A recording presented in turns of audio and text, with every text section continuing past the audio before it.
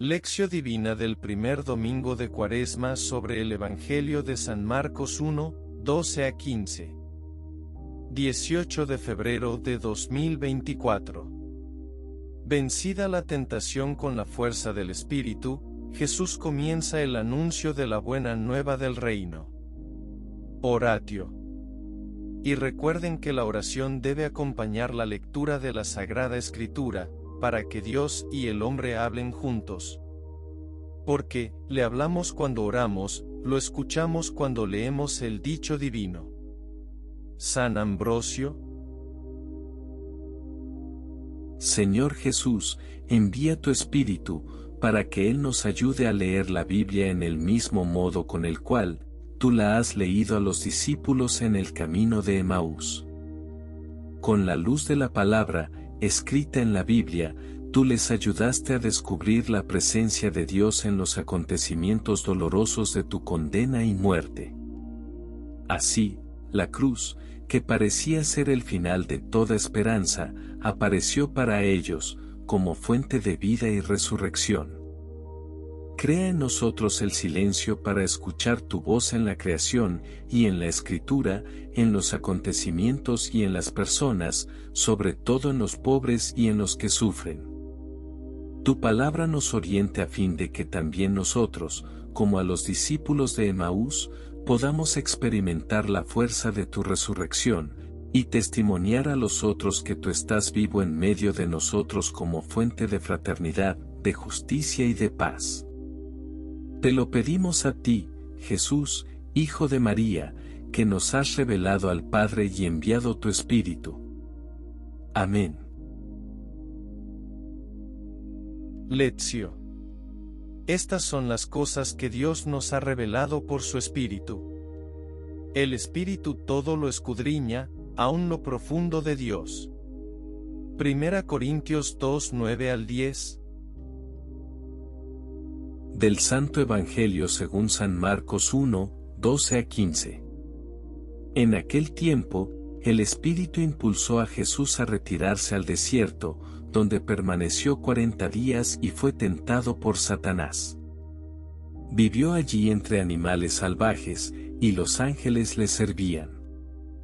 Después de que arrestaron a Juan el Bautista, Jesús se fue a Galilea para predicar el Evangelio de Dios y decía: Se ha cumplido el tiempo y el reino de Dios ya está cerca. Conviértanse y crean en el Evangelio. Palabra del Señor. Gloria a ti, Señor Jesús. Un momento de silencio orante. Para que la palabra de Dios pueda entrar en nosotros e iluminar nuestra vida. Indicaciones para la lectura. Claves para el discernimiento de la lectura. El texto de la liturgia de este domingo nos presenta el comienzo de la vida pública de Jesús. Los 40 días en el desierto, las tentaciones de Satanás, la prisión de Juan Bautista, el inicio del anuncio de la buena nueva de Dios. En esta lectura pongamos atención a estos dos puntos. ¿Qué anuncia Jesús al pueblo? ¿Qué nos pide Jesús a todos? División del texto para ayudar a su comprensión. Marcos 1, 12 a 13, la buena noticia es sellada y probada en el desierto. Marcos 1,14, Jesús comienza el anuncio de la buena nueva de Dios. Marcos 1, 15, el resumen de la buena noticia de Dios. Meditación. La meditación es, sobre todo, una búsqueda. El Espíritu trata de comprender el porqué y el cómo de la vida cristiana, para adherirse y responder a lo que el Señor pide. Catecismo de la Iglesia Católica, numeral 2705. El Evangelio de hoy es muy cortito, pero muy rico de significado. Vale la pena detenernos un momento en la primera frase. El Espíritu empujó a Jesús al desierto, y se quedó en el desierto 40 días. Esto es la Cuaresma. 40 días de desierto. El pueblo cristiano desde siempre ha vivido con especial intensidad este periodo, que precede a la celebración anual de los misterios de la pasión, muerte y resurrección de Cristo. Este tiempo evoca antiguos acontecimientos bíblicos de gran simbolismo espiritual. 40 fueron los años de peregrinación del pueblo de Israel por el desierto hacia la tierra prometida. 40 los días de permanencia de Moisés en el monte Sinaí, en pleno desierto, en donde Dios renovó la alianza con su pueblo y le entregó las tablas de la ley. Los días que recorrió Elías por el desierto hasta llegar a encontrarse con el Señor en el monte Horeb, también fueron 40. Y 40 los días que nuestro Señor Jesucristo transcurrió en el desierto orando y ayunando, antes de iniciar su vida pública, que culminaría en el Calvario, en donde llevaría a término nuestra redención. La coincidencia numérica es interesante. Pero mucho más significativo aún, es el marco geográfico en el que tienen lugar todos estos acontecimientos, el desierto. Consideremos el tema del desierto, no solo como un lugar físico, sino también como un simbolismo de carácter espiritual. Parecería que Dios tuviera una predilección especial por este escenario, para llevar a cabo sus obras de salvación. Vayamos juntos al desierto. Se trata de un lugar árido e inhóspito. No hay nada, ni lo más elemental. Allí se sufre todo tipo de incomodidades, la sed y el calor, las inclemencias del tiempo, los cambios bruscos de temperatura, las molestias de la arena, las privaciones y carencias materiales, no ya de las cosas fútiles, sino también incluso de las más necesarias. El desierto es un paraje solitario y silencioso. Es lo opuesto al ruido y a la algarabía, al consumismo, a la molicie, a la vida fácil y placentera de nuestras ciudades modernas. Es para gente austera y templada. Por eso, la realidad física del desierto puede ser como un símbolo de la vida espiritual. Es el lugar del desprendimiento de todo lo superfluo, una invitación a la austeridad y al retorno a lo esencial. Es allí en donde el hombre experimenta su fragilidad y sus propias limitaciones, el lugar de la prueba y de la purificación. Pero también el escenario más apropiado para la búsqueda y el encuentro personal con Dios, en la oración, en el silencio del alma y en la soledad de las criaturas. Sin embargo, todos los seres humanos, independientemente de nuestro credo, cultura, edad, sexo o condición social. Absolutamente todos, tenemos nuestras horas arduas de aridez y de cansancio, de fatiga y de derrota, de soledad, de sufrimiento, de desolación y de ceguera interior. Y todo esto es también el desierto. Y estas horas amargas pueden ser sinónimo de fecundidad y de vida si sabemos vivirlas unidos a Dios. Entonces, sí, el desierto será el camino que nos lleve hasta la tierra prometida, el lugar privilegiado para el encuentro con Dios y el escenario de nuestra redención al lado de Cristo. La experiencia del desierto nos conducirá al gozo pascual de la resurrección. La prisión de Juan hace que comience el anuncio de la buena nueva. Este fue el comienzo del anuncio de la buena noticia del reino, que se divulgaba rápidamente por las aldeas de Galilea. Comenzó como una pequeña semilla, pero siguió creciendo hasta convertirse en un gran árbol, donde el pueblo podía encontrar descanso. Marcos 4, 31 a 32. El mismo pueblo se convertía en divulgador de la noticia. En Jesús, todo es revelado de lo que lo anima por dentro. No solo anuncia la buena noticia del reino. Él mismo es una figura, un testimonio del reino. En él, aparece lo que sucede cuando una persona humana deja que Dios reine, que tome posesión de su vida. Con su modo de vivir y obrar, Jesús revela lo que Dios tenía en mente cuando llamó al pueblo en el tiempo de Abraham y de Moisés. Jesús disuelve una nostalgia y la convierte en esperanza. De repente aparece claro para el pueblo. Esto era lo que Dios quería cuando nos llamó a ser su pueblo. El pueblo gozaba oyendo a Jesús. Marcos define el contenido de la enseñanza de Jesús como buena noticia de Dios, Marcos 1, 14.